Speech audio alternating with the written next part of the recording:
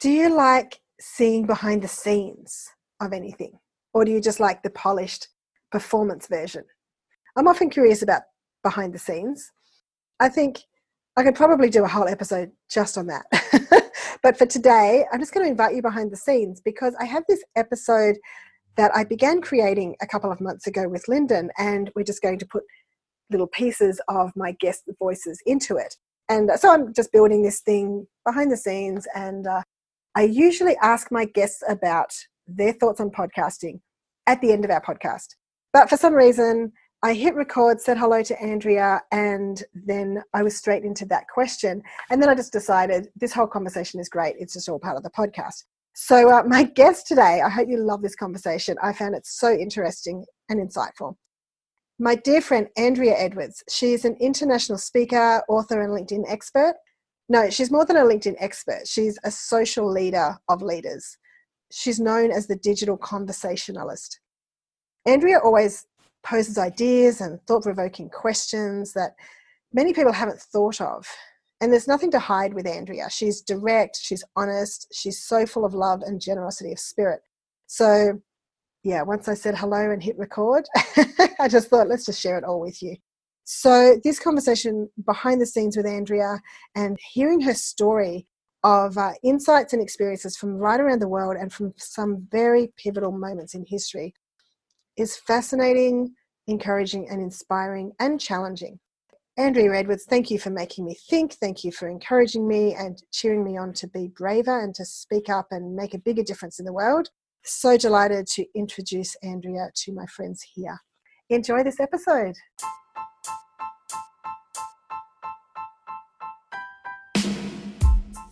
The trolls and the bullies and the nasty people and the angry people, right?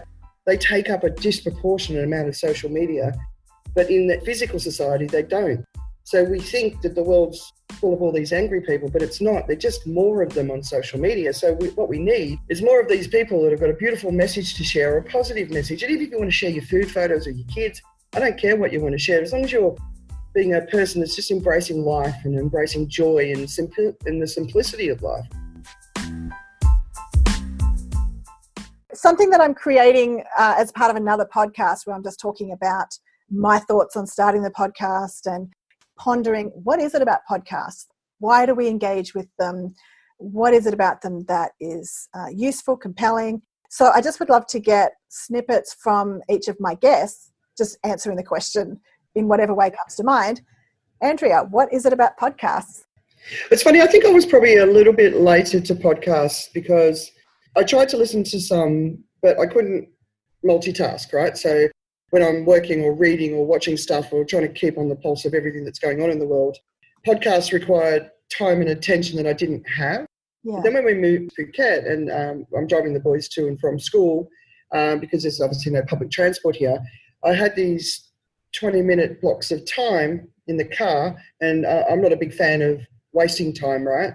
Yeah. So I really discovered podcasts for the first time, and they made me feel that my time doing a job like that, driving the kids to and from school, they made me feel that I could be really productive and learn. I really got into it. I'm quite particular. I think, the sound of a person's voice, it kind of brings me in or it turns me off. The Harvard Business Review had a podcast, and I liked the content, but I couldn't stand listening to the people's voices. So I've really, really enjoyed sort of delving into podcasts, all sorts of different types of topics. So it's a real privilege, that we have in this world. There's so many different mediums where we can get information in a way that suits us. And podcast suits me in a very specific way. And I think for other people, if my boys were little, I'd be walking around Toys R Us while they're playing with toys. I'd be listening to podcasts, right? Rather than hate being in Toys R Us. So for me, it's a way, but I don't like noise all the time, right? So I'm not a noise person. So I love it. And there's so many different angles, and there's some brilliant podcasts out there. So I'm very proud of you, Kerry, for launching yours. And I know it's going to be a sensationally successful podcast. So well done. Thank you. Well, I'm not doing any of the, I've noticed some friends launching podcasts, and they've done all these like launch processes, just like people do with like Amazon and everything. And then they're rocketing up to like, positions in the podcast world. And I'm like, oh, that didn't occur to me. I just want to have conversations, put it out there. Yeah. It can grow however it grows.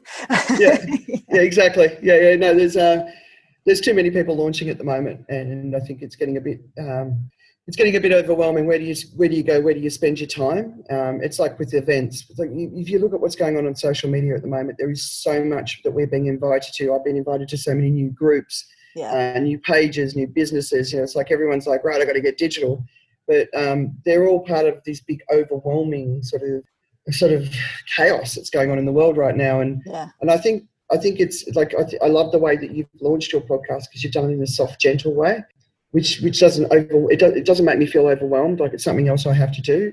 I just want to support you because I care about you, but I also respect the way you've done it. And so thank you for that. I was writing on somebody shared an article, tips and tricks to be successful on LinkedIn yesterday, and I just said, look, I know all the tips and tricks, but that's not what's important anymore. What's important is meaning. You can learn all the shortcuts on LinkedIn, but if your content's still poor, people aren't going to listen to you, right? So, tips and tricks, that's old world. We're moving into a new world, and I'm excited about the new world because it's overdue, right? Yeah. Just one more question about podcasts, and I just decided this is the episode. We've already started. I might, take a snippet out for that other podcast that I was talking about. But I just love how we get into a conversation, Andrea, and there's just always something valuable that you share, and I appreciate your insights. So before we get into everything else that we're going to talk about today, in terms of podcasts, I'm just curious, what is your, ideal in terms of timing? Do you like the short 15 to 30 minute podcast, or do you like an hour one that you just press pause on and get back to later? For me, it's probably more depth than quick. So I don't mind, the shorter ones, and some people are doing less than 10 minutes now. I suppose I go into a podcast to go quite deep into a topic. So for me, 30 minutes absolutely is good. 30, 40 minutes actually. That's my driving time in a day if the kids are at school. Yeah. But if it's an hour, 2 hours, I'll listen to that as well. But I'll listen to it in chunks. I don't sit down for that time and listen to it. So for me, it's longer because for me, podcasts are an opportunity to go deeper. Yeah. And one thing that I actually appreciate about a conversation with you is that it can just go real deep, real fast. And so while but I'm not boring, right? I'm not boring as well. No, I really value our conversations, and I know that we do have a limit on time today anyway. But so now I'm going to introduce my guest, Andrea Edwards. So Andrea, you're known as the digital conversationalist, and you have really led the way for so many voices online, and we want you to lead the way for so many more, because there is such a mess online right now, people not thinking about the way they're connecting. So I wanted to get you on this Connect with Confidence podcast, because that my message is not just about connecting with confidence, but authenticity. That is something that we really connect on. And you have such an extraordinary big heart, and you help me to be brave. And, I'm grateful for connecting with you. I've been a member of APSS since 2015. I think you might have joined a year or two before that. But you've been one of those voices and one of those faces in Singapore that I've always appreciated connecting with, and the time with you. You're also one of my most globally traveled and world aware friends. And so can we unpack a bit of your story, and in terms of where you came from, where you went, and what you've been learning along the way about connecting with other people? Well, first of all, thank you. You're very kind.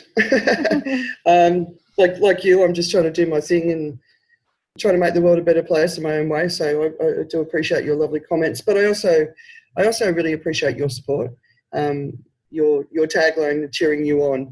You really do it for so many people, and you do it so beautifully and so genuinely. And I don't know, sometimes it's hard, to feel that what you're doing makes a difference and that it is being heard. But I think if you connect to your truth and yourself, and you just get out there and your intentions, if you are very clear on the intentions behind the words and what you want to share in the world, I think there's so much power in that. And the challenge is obviously getting the confidence to step up and do it. So if I can help people step up and just cross that invisible barrier, then I I feel like I'm doing something good in the world. So it's, you know, like you, it's not about me. It's just about wanting to make the world a better place, a kinder place. So the story goes, right? I'm obviously an Aussie girl. I grew up in Albury-Wodonga on the border of Victoria and New South Wales. My family is just like, we're a pretty weird and wonderful bunch.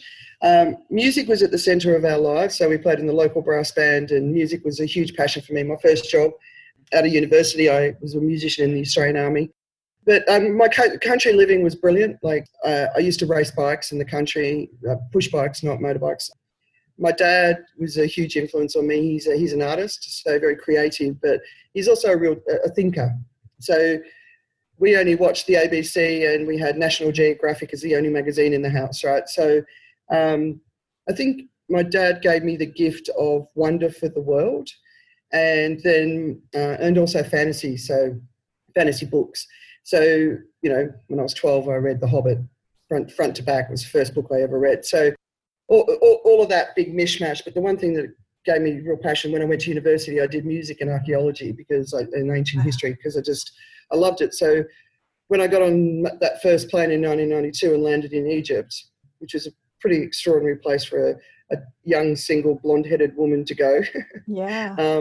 And I travelled through Egypt, Jordan and Israel. And, of course, Israel is an amazing country, just if you grow up in the Catholic Church, which I did, just going to that place and just sort of going deep into that history. And as an Australian, just standing on a staircase that's 3,000 years old, you know, and the concrete in the steps, whatever it's made of, the rocks or whatever, you know, there's divots in it from thousands of years of people walking up and down these steps. So I'm in love with history, and I'm in love with the world. And then, you know, I went home, finished my time in the army, went and worked for an aerospace company in comms, and then I landed in London in 1995, just when the technology revolution was going off. So I did PR for the technology industry, working for agencies. It was brilliant. Then I went to Boston, and that was the dot-com revolution. So I was there for the boom, and then I was there for the bust. But when the bust happened, I was also in the process of moving to New York. So I was supposed to get on a train the morning of 9/11 to go to New York to have a meeting in the World Trade Center. And Wow. this company hadn't paid me some money they owed me, so I cancelled the night before. So I always felt like I got away with that one. So it's kind of like I've kind of always feel I've been at the places where the big moments in history are happening, right? So I jumped on a plane. I landed in Mexico and travelled through Central America for a few months, and then eventually I got home. And I don't know, I found it really hard to settle in Australia, because I was Australian, but my mind was of the world. And I don't know, it's like an addiction, right, to otherness, other people's ideas, other people's cultures, other people's philosophies. And then I got a job offer within 6 months to move to Singapore, which I thought would be a disaster because I was 33 years old and single. But I took it, and 4 months after I arrived, so I landed, 2 weeks later SARS hit. And that was an incredibly bleak time. But then 4 months later, I met Steve, and we got married, and the boys were born there. And Singapore was incredible to us, right? So, you know, public relations, moved into content marketing, then moved into this field which I define as social leadership. And it's all about empowering people to really own the social media channels in a positive way, because we all know the negative side of social media. Every one of us know it. Until all of the good people on there, we're never going to get the balance right, you know. So I've been sort of playing around with the philosophy for a while, and I heard somebody talk about it the other day. The trolls and the bullies and the nasty people and the angry people, right? They take up a disproportionate amount of social media, but in the physical society, they don't. So we think that the world's full of all these angry people, but it's not. They're just more of them on social media. So what we need is more of these people that have got a beautiful message to share, or a positive message. And even if you want to share your food photos or your kids, I don't care what you want to share, as long as you're being a person that's just embracing life and embracing joy and the simplicity of life, right? And that's how we shout out the angriness and the darkness, right? Because the darkness is everywhere, but they're not the dominant. They're not. We think they are. It's just because they're more active on social media. That's one of my missions, is to, you know, I'll talk to some of the most intelligent people I know, and they're like, oh, social media is rubbish, right? And I'm talking to more and more of them going, no, it's only, what's rubbish on social media is the fact that you're not there. Yeah. You should be contributing to the conversation. You should be sharing. And, you know, and there's too many people that are too cynical about it. They're too cynical, full stop. And trust me, I can be cynical with the best of them, but, you know, like, yeah, I mean, you know, fair enough. But cynicism, it drags you down. And if you become fully cynical, you just become a miserable person, right? So cynicism is healthy, but too much is unhealthy. So, you know, if you've got a message to share, if you've got something that's going to make the world a better place, if you're an intelligent person with a point of view, you're actually doing the world a disservice by not participating. And that's the message. I know there's a lot of ego on social media. I know there's a lot of flash. There's a lot of performance, you know, and there's also a lot of silliness. But, you know, as long as people are not doing any harm, why do we have to judge them, right? You know, I go through my social media feeds like everybody and go, God, really? That's all you got to offer? But, you know, just move past people. Just move past people that don't interest you, who you don't think are bringing value to the world. We're all judgmental as well, right? Everyone's judgy. And I'm like, oh, come on, let's just stop that. Yeah. You know, let's just move forward, because we need to come together as humanity needs to come together, because we've got bigger problems to solve. And the divisions that we're part of, that we create, are not helping any of us, and they're not giving our children a future.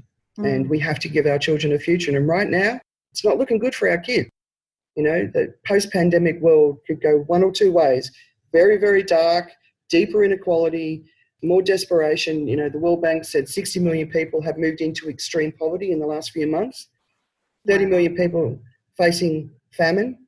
I mean, we're all old enough. We were there for the, you know, what was the big concert? Live Aid. Live Aid, yeah. Right? We saw those children with the distended bellies. Well, that's coming at us again. So what are we going to do about it? Because all the charities in the world, all of them, they're all losing their funding at a time when they need it the most. So we've got to focus on what's important. We've got to focus on helping each other. We've got to focus on making sure people aren't starving. You know, the situation in Yemen has been going on for too long. And I know that most people go, well, what can we do about it, right? Well, we have to stand up, and we have to force our governments to change the way they do things. You know, I think there's 40 wars going on in the world at the moment. Right, come on. It's time to raise human consciousness. War doesn't help, right? If we can't, you know, we raise our children to talk to each other, right? We raise them to, you know, negotiate through battles with their friends. But adults, we don't do it ourselves, right?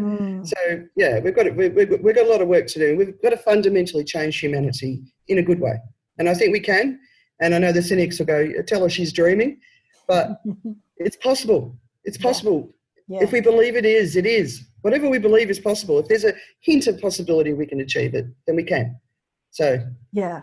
And I really love your encouragement to step up and, you know, add a positive voice, because I think as you were sharing that, I was thinking of a number of times, you know, when the bushfires hit earlier this year, and, you know, there's peak moments of crisis where there's so much noise and so much anger and outrage and borrowed outrage online.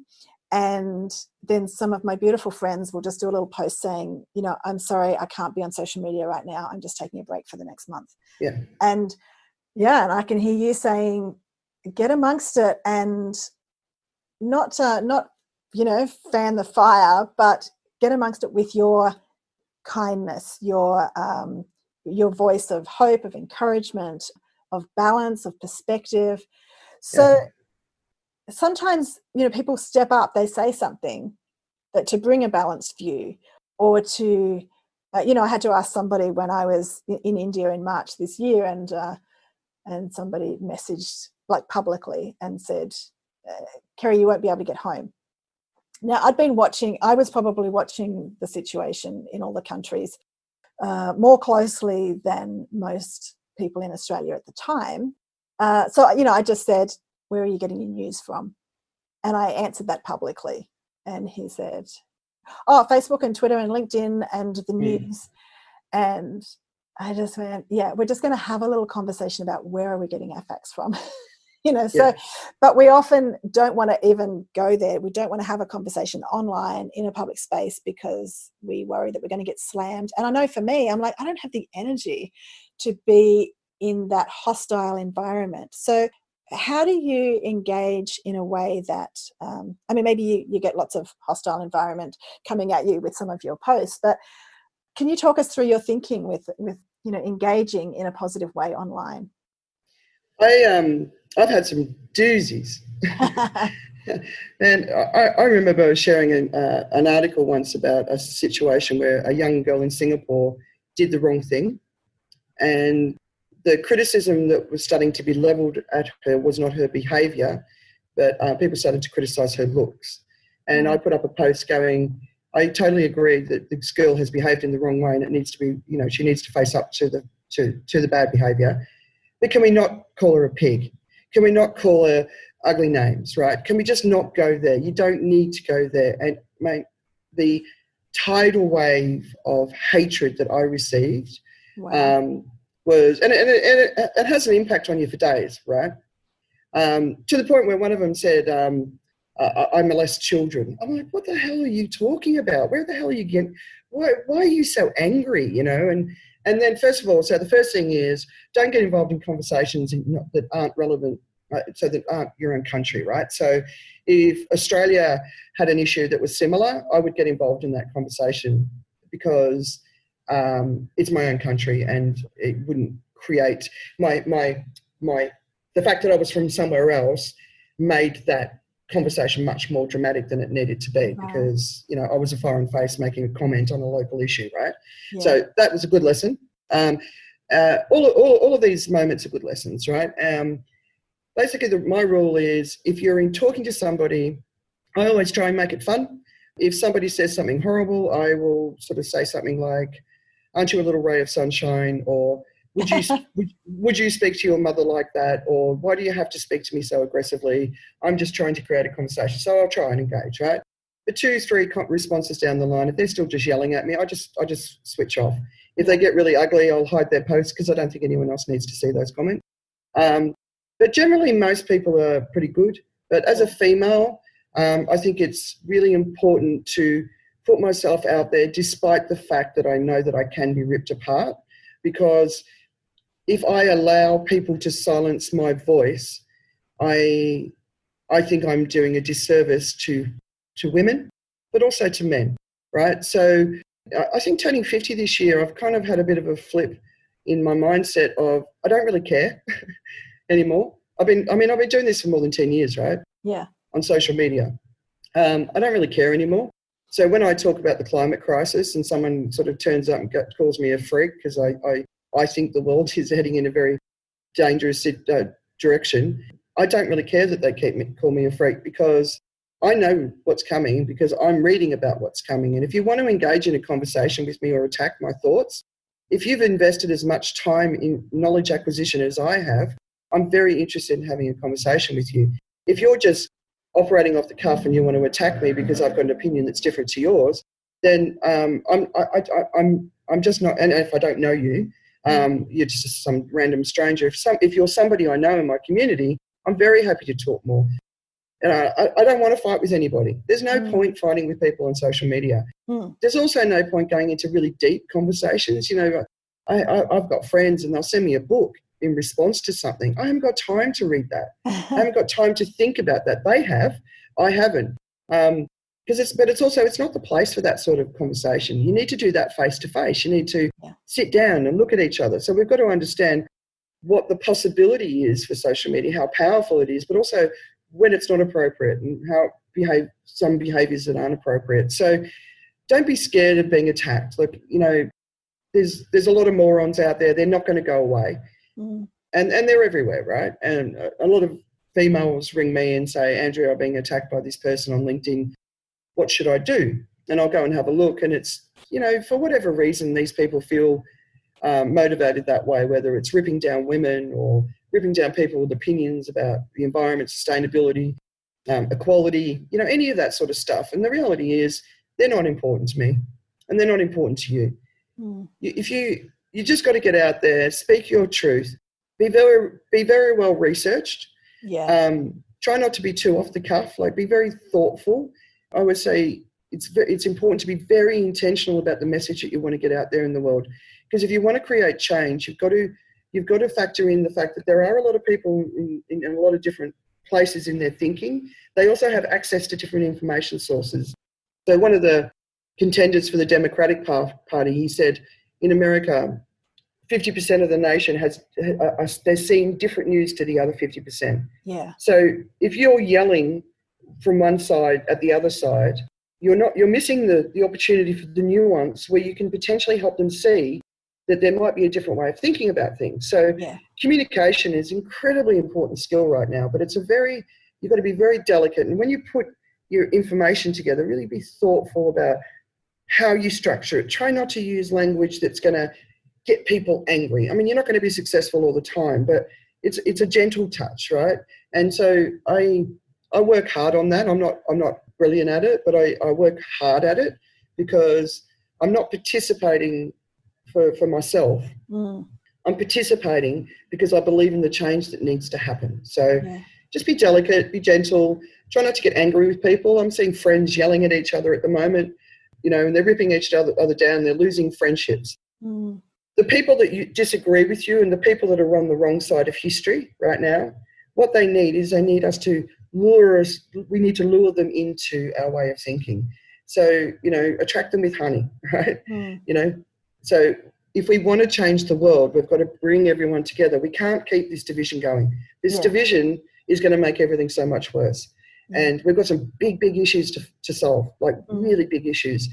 There's an expectation that humanity will be extinct by 2050 if we don't get this moving, right? And I really believe that's true. And the way we're going now, we're at high risk of that. No, people that will listen to this will disagree, and that's fine. Disagree with me, but go and read the stuff I'm reading. Go and do the research, really. And there's some incredible content coming out at the moment in the middle of a pandemic and the Black Lives Matter movement. The environmental content that's coming out now, because there was almost like a bit of a break when the pandemic started. And the pandemic is part of the climate crisis, right? Because it's the wildlife trade and everything. Yeah. But there was a bit of a break, and it's like this really powerful, deep content is coming out, which is looking at the oceans, looking at deforestation, looking at water, looking at plastic pollution, looking at fast fashion, all of these things, right? But because there's been a bit of a break, it's like the environmental movement sort of got itself together, and now the content that's been coming out in these last few months is very, very powerful, very, very compelling, but it's also very alarming. So just, even if you don't agree with it, just go and read it, watch it. Just be open to the possibility, because none of us want to be shocked when we turn around one day and we realise, oh my God, we've left it too late. So if you don't believe it for whatever reason, just be open to reading the opposing point of view. That's all I ever ask. Read the opposing point of view. Don't go into an argument from an uneducated position or from a one-sided position. And we're all really good at that, right? I learned a long time ago to always read and confront information that offended me or appalled me, because there's a little bit of truth in that too, right? Everywhere you go, there's a little bit of truth in every bit of information. So then use your brain, that's critical thinking, right? To work out what is the truth. Because there are people who they're benefiting in this mix, right? And we don't understand it. Like the people who are making a lot of money out of the oil and gas industry, they know what's coming because they're the ones with the first research on it. So why do they keep going? Why do they keep going doing the same thing that they're doing that's going to create the devastation for humanity, including for themselves and their families? And none of us can make sense of that, because why would you keep going? Are they so blind? What is the story? But to me, there's a story in that. And I'd love to sit down with Gina Reinhardt and have a chat with her and just say, what's going on, mate? Like, what you're doing is bad. Tell me where I'm getting it wrong. Tell me what I'm not seeing, So let's just be open to all points of view. It doesn't mean you have to agree with them, but if we can listen, if we can learn from each other, and we can try not to fight when someone disagrees with us, we might actually get somewhere, Yeah, and I think, being brave to connect with people who are different to us. Like I'm thinking about, you're so brave in the way that you step up, you have conversations, you invite conversation, you invite disagreement. And I think if we can do that more, like I love it when somebody says, I completely disagree. Now, I used to be terrified of that statement. Right. If somebody disagreed with me, I took it personally. I was just like, oh no, I'm wrong. But now I'm like intrigued. So how do we move into that space of letting go of what we know, or like suspending judgment. Maybe not Yeah. letting go of everything that we know, but just being able to park that for a moment and say, tell me how you see things. How do we go and connect with someone that we completely disagree with? I welcome people who disagree with me. I really welcome if they want to have a conversation. If they want to scream at me, there's no point, right? Yeah. Have you always... I don't know if I've always been like that. But, so I spend an extraordinary amount of time reading, writing, listening, watching, like learning. Yeah. And observing. That's probably the most important part of what I do is I observe, especially on social media, on Twitter or Facebook. I'm just constantly observing behaviours, commentary. I'm trying to stay on track of what matters, what doesn't. Even small things like one of our friends, Mariana, said, how many more times are people going to use the word pivot? And at that point, I'd produce 2 pieces of content with the word pivot in it. And I'm like, she's right. I've got to stop using the word pivot, right? So I'm constantly observing, right? And I welcome it because nobody knows everything. Yeah. Nobody is right. Nobody's right. Yeah. So you've got to do your best to acquire knowledge yourself, but every single person can teach you something. And I remember one time I did a presentation, it was way back in the content marketing days, and one of the guys in the audience said to me, like a few weeks later, he goes, when you spoke, I felt angry. And I was like, that's interesting, because I was talking about content marketing is about love. It's about, because it's about creating a connection with your customer, right? And nobody was talking about content marketing that way at that time. Yeah. And he said he went away and he really had a talking to himself. He said, when you feel angry about what somebody else says, you've got to look at yourself, because anger is something in you. It's not in the person. The person might say something to trigger you, but it's not about them, it's about you. So it gives you an opportunity. Anytime you feel angry about what somebody says, you're being triggered, right? So go deep inside and say, what's going on in there? Yeah. Why does that trigger me, And so what I do is I'm constantly filtering information, conversations, reading, whatever. I'll be pulling threads out of everything I read and pulling them all together. And sometimes somebody will say something that really changes the way I feel and think about something. And I'm so open to that movement, because if I'm stuck in an opinion and an idea, then I can't be open to other possibilities. And somebody said something to me.